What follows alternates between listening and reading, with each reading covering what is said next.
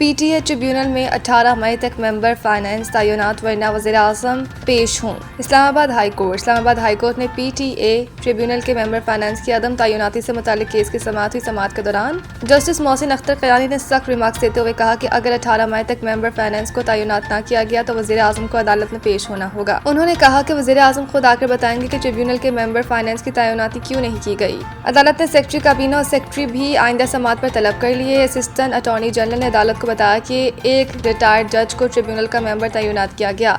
Justice Mohsin Akhtar Kayani ने remarks देते हुए कहा कि रिटायर्ड जजेस ने ज़्यादा बेड़ा गर्क किया हुआ है और उन्हें ट्रिब्यूनल्स में जाने का ज़्यादा शौक है। उन्होंने मज़ीद कहा कि रात को उन्हें सैल्यूट याद आते हैं तो वो सोने नहीं देते।